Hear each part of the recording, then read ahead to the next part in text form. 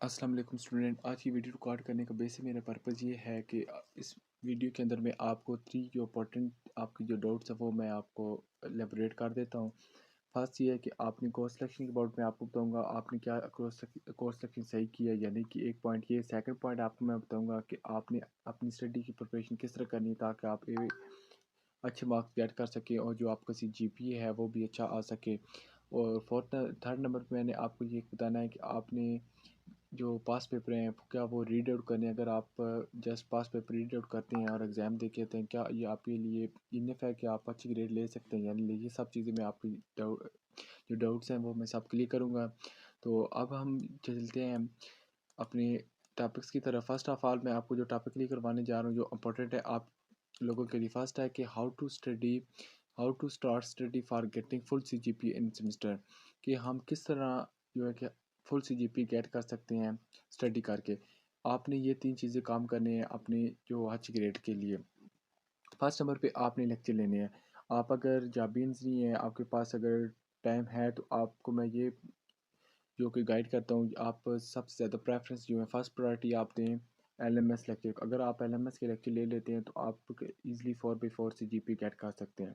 अगर आप लोगों के पास टाइम नहीं है तो आपने इस तरह करें, उस कोर्स के अबाउट आपने चले जाना, यूट्यूब ओपन करनी है, वहाँ पे अपने कोर्सेज सेलेक्ट करें और आपने 3 से 4 वीडियो देखनी है जिसकी आपको अच्छी बेटर वे में अंडरस्टैंडिंग हो जाती है। आपने उसी चैनल को फॉलो अप करना है क्योंकि हर इंसान की अपनी पावर होती है, माइंड की इतनी मेंटालिटी होती है कि उस कुछ पर्सन होते हैं जिनको लाइक जिससे समझ आ जाते हैं और किसी के उनको नहीं समझ आते हैं, किसी के आ जाते हैं। ठीक है, आपने इस तरह का जिसकी आपको फिक्रेशन होती है आपने जस्ट उसको फॉलो अप करना है और उससे अपनी प्रिपरेशन करनी है।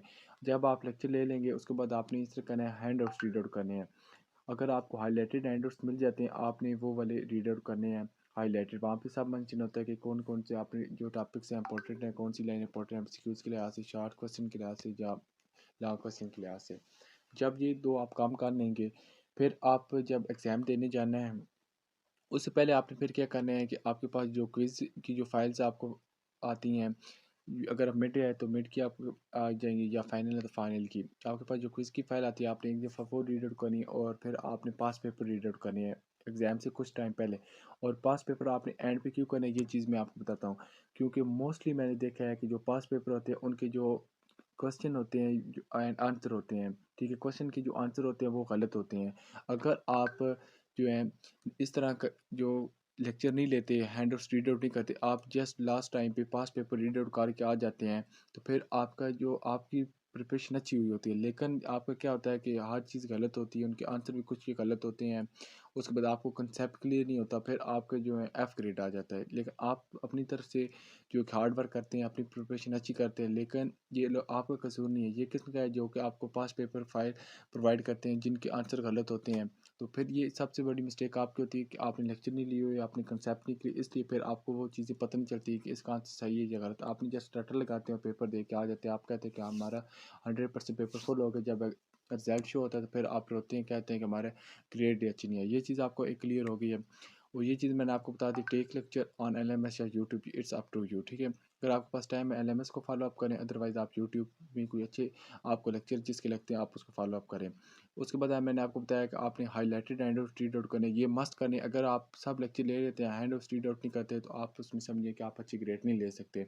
अगर आप लेक्चर भी नहीं लेते, पास पेपर नहीं पढ़ते, एमसीक्यूज क्विज वगैरह कुछ भी आप रीड आउट नहीं करते, जस्ट आप highlighted hand out read out करके जाते हैं तो आप A+ ग्रेड गेट कर सकते हैं। 4/4 से जीपी आप गेट कर सकते हैं उस कोर्स में। ये चीज़ एक आपको जो पॉइंट था वो मैंने आपको क्लियर करवा दी। अब हम सेकंड पॉइंट की तरफ चलते हैं जो इम्पोर्टेंट है।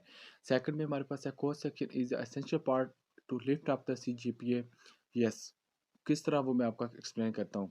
वो इस तरह है, अगर आपको मैं एग्जांपल देता हूँ, आप जिस तरह अभी सेकंड सेमेस्टर में या थर्ड सेमेस्टर में है, आपके पास एक कोर्स है जिसका जो कोर्स है CS 301 या CS 304। अब वहाँ पे आपको मेंशन होता है प्री रिक्विजिट CS 201। अब आप जब CS 304 में चले जाते हैं आप वो कोर्स रख लेते हैं। मैं आपको एग्जांपल दे रहा हूँ, जब आप CS 301 या CS 304 में जाते हैं लेकिन आपने CS 201 नहीं पढ़ी हुई, मैं जस्ट आपको एग्जांपल दे रहा हूँ। अब आपको क्या होगा कि आपने CS201 में आपको नहीं पता कि लाइब्रेरीज़ क्या होती हैं, इनपुट आउटपुट हमने किस तरह करने हैं, वेरिएबल्स क्या होते हैं, डाटा टाइप्स क्या होती हैं, इन चीज़ों का आपको बिल्कुल नॉलेज नहीं है। और आप CS301 को रीड आउट करते हैं, आपको उसकी कुछ समझ नहीं आनी।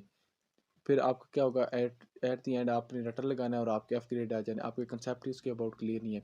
इसलिए जो आपको स्टडी स्कीम दी जाती है, आपने उसके मुताबिक अपनी कोर्सेज करने सेलेक्ट करनी है, कोर्स सिलेक्शन करनी है। आप आप जो स्टडी स्कीम होती है, अगर आप उसके अबाउट अपनी कोर्स सिलेक्शन करते हैं अपनी अपनी इसमें ये होगा कि आपके जो कोर्सेज होंगे वो एक सीक्वेंस वाइज वहाँ पे मेंशन होते हैं। इसमें ये होता है कि आपका नेक्स्ट सेमेस्टर के जो कोर्सेज होते हैं वो आपके प्रीवियस सेमेस्टर के कोर्सेज के कंसेप्ट के रिलेटेड होते हैं। अगर आप प्रीवियस सेमेस्टर के रीड आउट नहीं करते, आप नेक्स्ट में चले जाते हैं, पिकअप कर लेते हैं, फिर आपको उस चीज़ के अबाउट उसकी बुक्स की, उस हैंडआउट्स के लेक्चर की समझ ही नहीं है। आप कहेंगे पता नहीं या ये इसकी हमें समझ ही नहीं आ रही, इतनी बहुत ही ये कोई रॉकेट साइंस बुक है। इसलिए ये नहीं आती क्योंकि आपके प्रीवियस सेमेस्टर के उन कोर्सेज के अबाउट कंसेप्ट नहीं क्लियर, फिर देन आप नेक्स्ट सेमेस्टर में जब जाते हैं आपको उस वो बुक आपको थोड़ी सी बहुत डिफ़िकल्ट लगती है।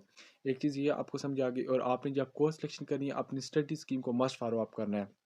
क्योंकि मैंने देखा मोस्टली स्टूडेंट को वो जो कोर्स पिकअप करते हैं वो मिक्सअप कर कुछ अगर वो थर्ड सेमेस्टर में कुछ फोर्थ के रख लेंगे, कुछ सेकंड कुछ थर्ड के रख लेंगे, मीनिंग आगे पीछे करके, क्योंकि वो हेल्प लेते हैं किसी सीनियर की, फिर वो आपको अपनी मर्ज़ी से कोर्सेज नॉमिनेट करवा देते हैं। इससे फिर ये होता है कि ये आपकी CGPA के ऊपर बहुत ज़्यादा इफेक्ट पड़ता है और आपको उन कोर्सेज की सही अंडरस्टैंडिंग नहीं होती। और ये चीज़ है कि आपने अपनी जो असिस्टेंट है वो खुद करनी है, हेल्प योर सेल्फ। आपने कुछ चीज़ समझ नहीं आती, आप खुद उस चीज़ को फाइंड आउट करें, उसको अंडरस्टैंड करें। आपके पास इंटरनेट है, वेबसाइट वीडियो की भी चली जाएँ, आगे पीछे आप उस चीज़ को फाइंड आउट करें। आप खुद चीज़ों को फाइंड आउट करेंगे, वो उसकी आपको ज़्यादा बेटर वे में अंडरस्टैंडिंग होगी। ये चीज़ आपको समझ आ गई है। और फिर ये होता है कि आपके पास जो एफ़ ग्रेड जिनके आ गए हैं स्टूडेंट के, और जिनके D-C ग्रेड है, तो मैं आपको ये गाइड करता हूँ कि आप सबसे ज़्यादा प्रेफरेंस एफ़ ग्रेड वाले को दो। जिसमें आपको C या D ग्रेड आए, आप उनको टच ना करें अभी। अगर आप ऐसा करेंगे, साथ एफ़ को भी लेके चल रहे हैं और अपनी CGPA को इम्प्रूव करने के आप D को भी लेंगे, आपका ये होगा कि आपकी जो डिग्री है वो गिवन पीरियड ऑफ टाइम में कंप्लीट नहीं होनी। जो आपकी डिग्री फोर्थ ईयर में कंप्लीट होनी है, लाइक 8 सेमेस्टर में, फिर आपकी वो 9 एक्स्ट्रा सेमेस्टर में जाकर 9 सेमेस्टर में लग सकते हैं, 10 भी, 11 12, ठीक है। ये आपकी क्रेडिट आवर के ऊपर जो है कि रिलाई करता है। अगर आप BS की स्टूडेंट है, फिर आपके 134 क्रेडिट आवर जब तक कंप्लीट नहीं होंगे आपको VU वाली डिग्री नहीं देनी। इसलिए मैंने आपको बताया कि आपने कोर्स सिलेक्शन के लिए मेन जो काम करने, एक आपने स्टडी स्कीम को फॉलो अप करना है। सेकंड ये है कि आपने जो एफ़ ग्रेड वाले हैं, आपने देखना है कि आपने कुछ जो कोर्सेज हैं आपने एक सेमेस्टर में रख लेने हैं, कुछ नेक्स्ट सेमेस्टर में रख लेने हैं। इस तरह फिर आप ग्रेजुअली जो है कि आप उसको कवर अप कर लेते हैं। कुछ न्यू कोर्सेज आप पिक कर लें, कुछ एफ़ ग्रेड वाले पिक कर लें। लेकिन जो D ग्रेड वाले हैं, जब आप फाइनल ईयर में जाएंगे, अगर आपके पास कुछ क्रेडिट आर रिमेनिंग हैं अपनी डिग्री में, जो आपके 134 जो टोटल हैं उसमें कुछ रिमेनिंग रहते हैं, तो फिर आप D ग्रेड इम्प्रूव करें। अदरवाइज़ ये होगा कि अगर आप जो बिटवीन जो सेमेस्टर के अंदर जो आपका रन हो रहे हैं उनमें आप कर लेते हैं 8 सेमेस्टर से पहले पहले, जो अगर आपका कंटिन्यू सेमेस्टर है, फिर ये आपकी डिग्री के ऊपर बहुत ज़्यादा इफेक्ट पड़ेगा। आपकी जो डिग्री है गिवन पीरियड ऑफ टाइम में कंप्लीट नहीं होनी। ये चीज़ आपको समझ आ गई है। देन आपको मैंने बताया कि do take any suggestion of student, आपको स्टूडेंट से इन्फॉर्मेशन लेनी चाहिए, कोई सजेशन नहीं लेनी चाहिए। क्योंकि आपको अथेंटिक पर्सन से लेनी चाहिए जिसको हर चीज़ का पता हो, या आप अगर किसी से लेनी भी है तो आप इस तरह करें कि आप हमेशा उस स्टूडेंट को देखें, उसका CGPA कितना है, उसको उसके अबाउट एक्सपीरियंस कितना है, फिर आप उससे सजेशन लें। ये नहीं है कि आप इस तरह में टेक्स्ट कर देते हैं, आपको कोई भी गाइड कर देता है तो आप उसके अबाउट क्या कोर्स सिलेक्शन कर लेते हैं। पहली बात है, आपको मैंने बताया आपकी स्टडी स्कीम को फॉलो अप करें, आपको किसी की सजेशन लेने की नीड ही नहीं। ये चीज़ आपकी क्लियर हो गया है। देन है कि choosing the wrong course selection can affect on degree. Yes, आपकी बहुत ज़्यादा डिग्री के ऊपर अफेक्ट पड़ता है। मैंने आपको बता दिया है कि आपका जो जो कंसेप्ट होते हैं आपके, अगर आप फोर्थ सेमेस्टर में या थर्ड में हैं, अगर आपने थर्ड सेमेस्टर में जो कोर्सेज आपने रखे हैं वो स्टडी स्कीम के मुताबिक, जब आप फोर्थ सेमेस्टर में जाएंगे आपके जो स्टडी स्कीम में कोर्सेज हैं वो आपके जो थर्ड सेमेस्टर की स्टडी स्कीम में कोर्सेज के कंसेप्ट के रिलेटेड है। ये हर सेमेस्टर जो है वो प्रीवियस सेमेस्टर के कंसेप्ट के रिलेटेड होता है। इसलिए फिर आप जो है कि इस तरह से अगर आप कोर्स सिलेक्शन करते हैं तो आपका जो है कि अच्छे से अच्छे जो उनके ग्रेड आ सकते हैं।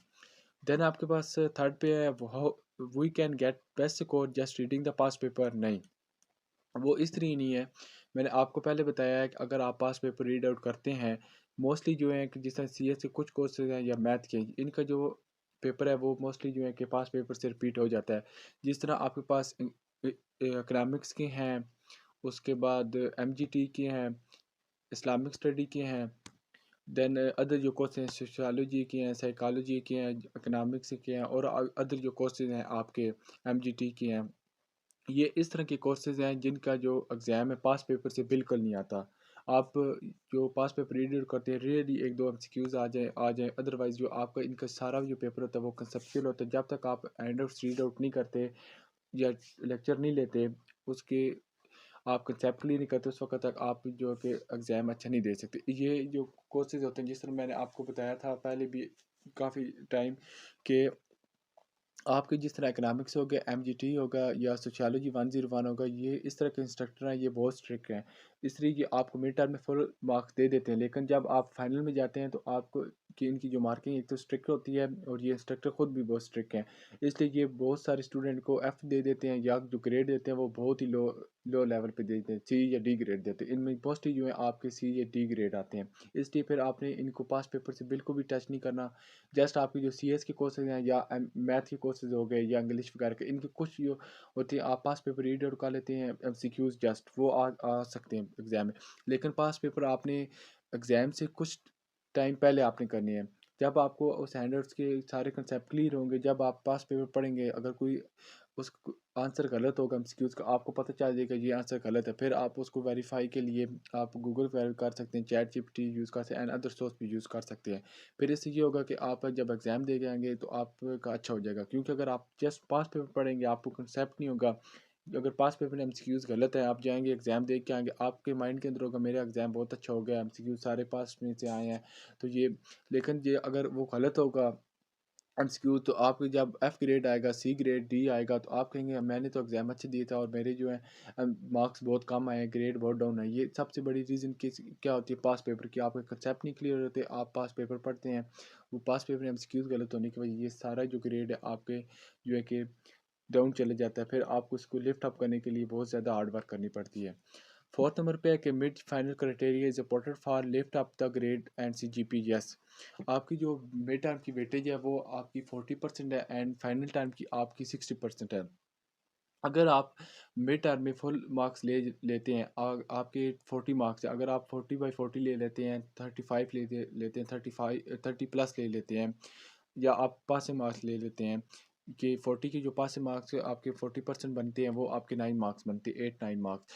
तो आप फाइनल टर्म में अगर हार्ड वर्क नहीं करते, अच्छी प्रिपरेशन नहीं करते, आप जो है कि उस कोर्स में फ़ेल हो सकते हैं, क्योंकि आपको मैंने बताया कि फाइनल टर्म का जो क्राइटेरिया जो वेटेज है वो 60% है।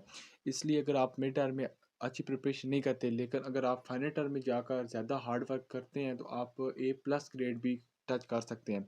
ये इसलिए फिर आपको वहाँ पे है कि आपको जो मिड टर्म का जो सिलेबस है वो 1 से 18 लेक्चर है, फाइनल टर्म का 19 से लेकर 45 लेक्चर है, और इनका सिलेबस भी ज़्यादा है और इनकी जो वेटेज है वो बहुत ज़्यादा है। इसलिए फिर आपको फाइनल में बहुत ज़्यादा हार्ड वर्क करनी पड़ती है अपने से जीपीए को लिफ्ट अप करने के लिए, अच्छी मार्क्स गेट करने के लिए। इसलिए फिर आपने जो फाइनल टर्म में बिल्कुल उसमें कोई भी कंप्रोमाइज़ नहीं करना अपनी हार्ड वर्क में, कि जाकर आप कहें कि मेरे मिड में अच्छे मार्क्स आ गए, चलिए फाइनल को फिर आप सीरियस नहीं लेंगे, तो ये बिल्कुल आपका जो सीजीपीए बहुत ज़्यादा जो ग्रेड को डाउन कर सकता है, गिरा सकता है। अगर आप एक ग्रेड को इजीली टच कर सकते हैं, फिर आपका बी सी पे जा सकते हैं। इसलिए फिर फाइनल में आपको ज़्यादा जो है कि हार्ड वर्क करनी पड़ती है। तो ये चीज़ें मैंने आपको बता दी, अपनी स्टडी किस तरह करनी है, उसके बाद कोर्स सिलेक्शन आपने किस तरह करनी है, अपनी स्टडी स्कीम को फॉलो अप करना है, किसी स्टूडेंट से आपको हेल्प लेने की नीड नहीं है। अगर कोई अथेंटिक पर्सन है आप उससे ले सकते हैं, कुछ सीनियर है जिसको उसके अबाउट एक्सपीरियंस है। उसके बाद अगर आप जस्ट पास पेपर रीड आउट करके एग्ज़ाम देते हैं, तो आप ये समझिए कि आप उस वो एग्ज़ाम में आप बिल्कुल जो है कि फेल है, या आपको सी ग्रेड आ सकता है, बहुत ही रेयर चांस है। और फिर मिड का जो क्राइटेरिया होता है उसका जो वेटेज है वो कम होती है और फाइनल में ज़्यादा होती है, क्योंकि मिड की 40% है और फाइनल की आपके पास 60% होती है। इसलिए फिर आपका फाइनल का सिलेबस भी ज़्यादा और इसकी वेटेज भी ज़्यादा है। और बाकी आपने जो कि कोर्स सिलेक्शन आपकी 10 अप्रैल जो कि एक्सपिरेशन डेट है, उससे पहले 10 अप्रैल से पहले आप किसी भी टाइम अपना जो है कोर्स ऐड भी कर सकते हैं और ड्रॉप भी कर सकते हैं। अगर कोई आपको असिस्टेंट चाहिए स्टडी के रिलेटेड कोर्स लेक्चर में या पास पेपर वगैरह या हाईलाइटेड हैंडआउट्स चाहिए तो आप कॉन्टैक्ट कर सकते हैं। मैं डिस्क्रिप्शन में अपना कॉन्टैक्ट नंबर भी